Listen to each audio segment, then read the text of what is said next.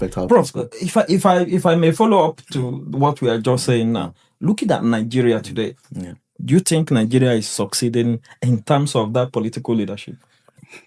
Very interesting question, Henry. And the answer is, I think we can do more. That's what I would say. I'm a very optimistic person. I'm quite pragmatic. I can't say that the present government has not done anything, because of, you can see that there are things that everybody wants to do. But it's unfortunate that we are still here at the moment. We're still discussing about things that we should have done. At the moment, power should not be an issue. I was in Botswana a couple of weeks ago, and these are not things that we're discussing about at the moment. These countries have steady power supply. So there's some things that, how come that for these people is a given? So it's unfortunate that we are still facing challenges at this point that we should not be facing. So and that's why it's important that they listen to the podcast, they listen to what we're trying to say, and because that's the only way Nigeria will change. So the answer to that is we are not there yet. Can I answer my personal view on that? Because I think I know where the direction of your view. Prof, we have not started. That's my personal view. We've not started. My friend said speed on the wrong lane is not an advantage. We are supposed to be going north, and we are facing south, hitting 70 miles per hour. Is no advantage. You are going in a very wrong direction. And one of the fundamental things you will notice about Nigeria is, for one of the things a leader should be known for is accountability. You agree with me, even though I'm not a professor of leadership. It's accountability, but there's no accountability in Nigeria. Ability to follow through with your promises, keep your words, and take responsibility for your actions. Now, I'll give an example of what is happening in Tokyo. Up till now, nobody has been fired. Nobody has been queried. In this country, in the United Kingdom and in the West, you don't have a second chance. If you make a mistake, that is the end of you. You go. There is accountability. I know lots of Nigerians, we watch Premier League football. Have you asked yourself, you see a manager at the beginning of this season, in the next 2 months, they'll start firing managers? Yes, because they have failed. And once they fire a manager, bring in a new one, you will see that team. You will see the difference. You see that the new leadership, they bring a new manager, a new leader, you will see things change. But in Nigeria, everybody is on his or her own. I remember in 2022 or 2023, about when Liz Truss was the prime minister of this country, when mortgage rates went up, pension funds were about to crash. My brother in Lagos called me, Elder, what's happening? Britain is scattering. I told her, in the next 1 or 2 weeks, this woman would go as the prime minister of Britain. He said, what? I said, yes. He said, why am I saying that? I said, there is accountability in this country. What is going to happen is different MPs will tell her, if you don't come down, you are going to lose this election. Their constituents will phone their MPs who will now reach the prime minister. And 2 days after, he was the one who even informed me, because I was at work. He was calling me like desperately. I didn't know what he was calling. I stepped out to take the call. He told me, Liz Truss has resigned. I said, I'm not surprised. Now it's you you are the one who is surprised, because there is accountability, and that's leadership. But in Nigeria, do anything, get away with it. They promote you. We reward incompetence. We reward mediocrity. Elder, can I take you on that? Because when you are talking about accountability, the accountability actually begins from the people. Because if the people are not accountable, I don't know how they would, want their leaders to be accountable. I'll give you an example. Okay. When the Liz Truss issue, we were all here when it happened. Mm-hmm. She took a decision with her chancellor, and the economy was kind of spooked because they were trying to make promises that are not funded. So the economy responded, the people responded, the media houses, like you made mention of Rise in Nigeria and Silver Bed. I don't know what they are doing. When the issue of Liz Truss happened, you could see all media houses in the UK, they were on it. Mm-hmm. And the pressure, you could see the pressure. The people are expressing their views, because if the people relaxed, the media houses relaxed, they will say, okay, I think that decision is a good decision, and they will move on with it. Yes. So, to a large extent, probably this, you are drawing your analysis from this a quote from this leadership experts. Even though I'm not one, I read them. Leadership expert John C. Maxwell, Prof. You should know him very well. He said, a man who claims to be leading without followers is just taking a walk. So it points to what you are saying, that the followers need to do something. But Nigeria is a very peculiar situation. They have weaponized poverty, that the masses, the followers, don't even have a voice to challenge or to rise up against their leaders. They have weaponized poverty, have subjugated the people to the extent that whatever a leader does is good. Even when leaders do what they are paid for, political leaders, while they're elected for the office, we see us clapping for them. Again, because of how our politicians have handled Nigeria, there is this theory of creeping normalcy. What that means is that bad things start creeping and incrementally, and we start accepting them as real things until they get to the extent that we felt is normal. So that's what has happened in Nigeria. And this was introduced by Nigerian leaders. The destruction of the medical facilities, healthcare, destruction of education. The education, that what happened right before me.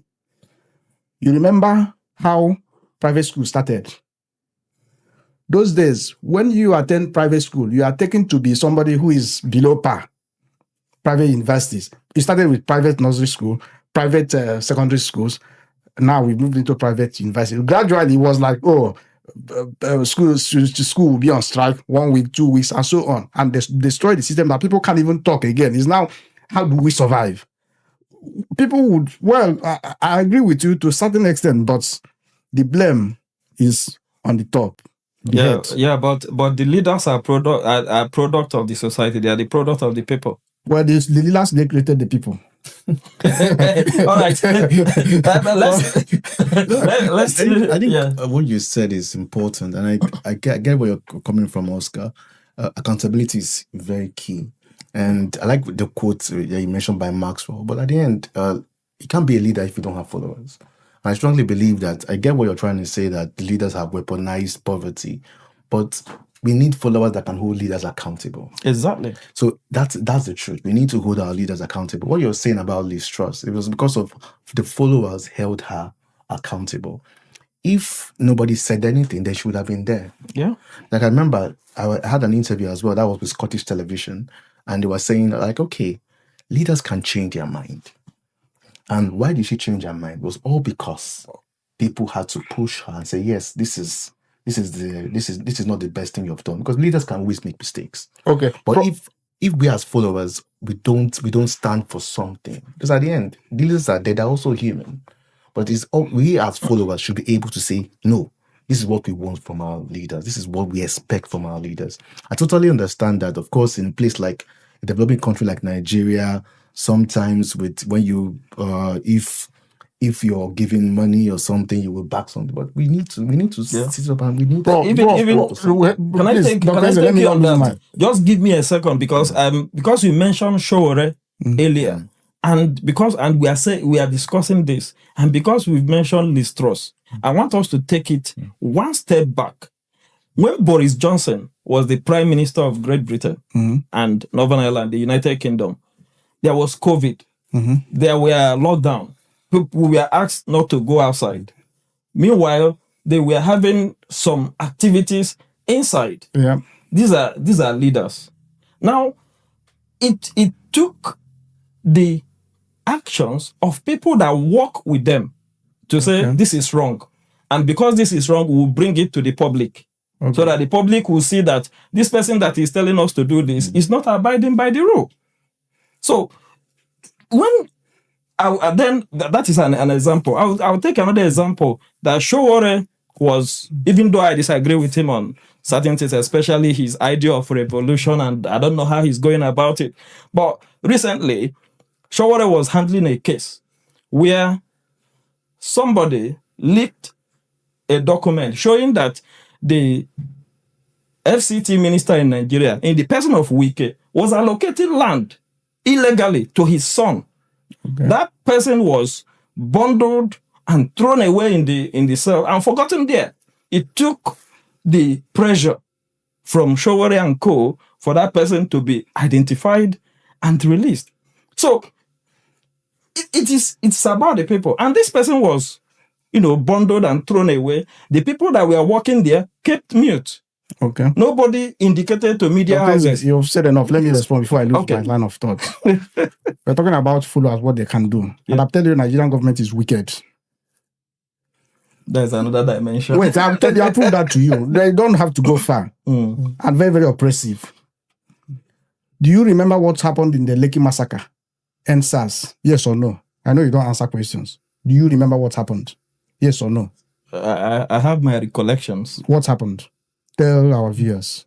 If we go into that, it's another subject. It's another subject. Okay, we don't want to go into that. But it's just to tell you that Nigerians have risen so many times as followers to say you are not doing the right thing. They have been shouting from the rooftops. They have been saying, Nigeria, you need to do well. You need to do better.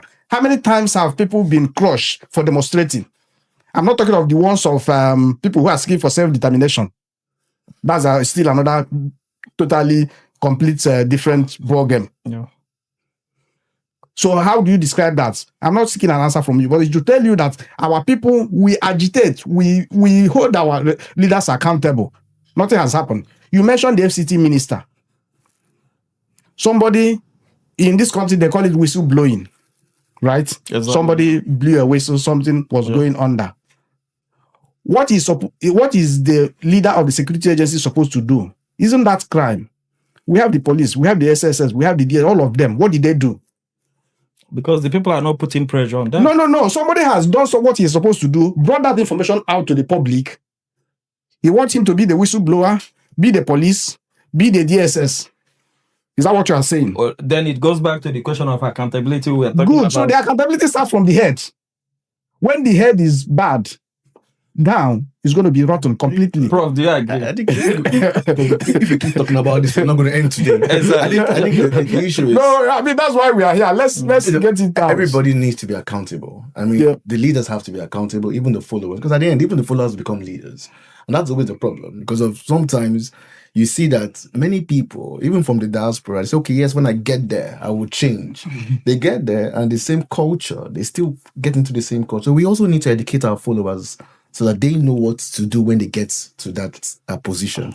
So for me, accountability is not just for the leaders, but also for the followers. Okay. As a follower, no matter, I get what you're trying to say, Oscar, that sometimes they're accountable, but they are forced, they are oppressed, but you shouldn't stop talking. That's the only way things would happen. That's the only way things will change. Because if not, then why are we here? You're giving up. But definitely our leaders, they also need to know. That's why I said, from the beginning, I believe leaders should serve. And one important thing about service is accountability. And that's one big issue that many countries really don't have. We need accountable leaders. Okay, let me ask you now. I've expressed my opinion enough. Yeah. Let me ask you, how do you think our leaders can be made accountable? You mean our political leaders? Yes, our political leaders. Yeah, that's because if we get our political leaders right, a lot of things will change and will be right in Nigeria. So how do you have any idea of how that? I think first is to have the right structures in place. Because when the structures are in place, then you will be accountable. Because you can't be accountable when there's nothing to be accountable for. So you have to put the right structures in place. So, okay, yes, I'm going to be the Minister of Education. What are those things you expect the Minister of Education to be doing? What are those things you expect the Minister of Interior, anything to be doing? So it needs to be clear. Because when we have those things, and that's why the plan as the president or as the prime minister, these members of my cabinet, this is what you expect them to do. And if they don't do that, then there are issues. You have seen it. You gave many examples about the UK. That's where we're all based. And when this person is not doing it, the person would resign. So the structure has to be there. And when the structure is there, we as followers know this is what we expect from our leaders. And they have KPIs. Even in the industry, these are the key performance indicators I need to work with. And immediately, if they don't do that, you vote them out if they refuse to stay. In the next 4 years, you vote them out because they're not. I know where you're going to, Oscar. So let's not even go there. I know what you're going to say, but the truth is, there needs to be clear. There needs to be a structure, and that's how you hold people accountable. Well, voting them out. Let me make one comment. In 2000, you know, when you talk about voting people out and all those things, in 2016, 23rd June 2016 to be precise, there was this Brexit referendum when Britain wanted to leave. And the Conservative was in power then. And that was part of their manifesto in 2015 that won them election overwhelmingly. You know, before then, they had a hung parliament with the Liberal Democrats. Now, down the line, when they were trying to, the accountability issue, David Cameron, the Prime Minister, resigned because he led the... Because he didn't believe in Brexit. Yes, he led the Remain votes and lost. He said, at this time, I'm not the right person to implement Brexit. People have spoken. He left. That's accountability, one. 3 years down the line, when they are now implementing this Brexit, you know, he had so many issues and so on. Now, people were asking, why did you even go into this Brexit referendum?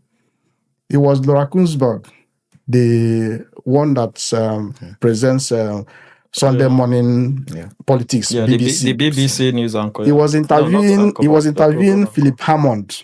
Then, 2019, he was the Chancellor of the Exchequer, equivalent of the Prime Minister. Finance Minister. The man said, if you make a campaign promise in your manifesto, and upon that promise and your manifesto, you are voted into power, that becomes binding on you. Our politicians, they have manifestos, manifesto of renewed hope, manifesto of change, and so on. We have seen what they have outlined they will do when they get into power, and they have not done any of them. Who is to blame in that case? Juxtapose it with the quote I gave to you about a top-ranking politician said, if you make a campaign promise, you are now bound by it. Who are you going to blame? I mean, both parties are to blame. Of course, at the end, they have failed in their promise. What do? The same way reasonable people will do, the followers, you will hold them accountable. Because people are going to promise different things. It's a manifesto. People would, even to be fair, I don't think it's unique to Nigeria, where people promise. Politicians are always, they have the sweet mouth. They will say what they won't, sometimes they won't do. To be fair, sometimes they even want to do it. But see what happened with the pandemic. See what happened with the terrorist attack. Sometimes you go into, and that's what we call adaptive leadership. Sometimes you go, or traditional leadership, you go with the right mindset, but things can happen. And you have to change your manifesto. Think about Bush. What happened? When he became president, 9/11 happened. That was not his plan. It just came. So even the manifesto he must have had, he could not have stuck to it. But it's not left to him as a leader to explain to the followers and say, okay, this is why I didn't...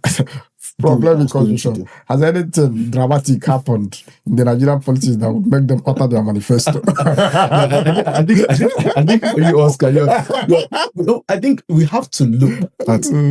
We have glasses here. Yeah. You can look at this glass and look at it as half empty or look at it as half full. Yeah. In my case, I'm always the optimist that we need to look at it as half full.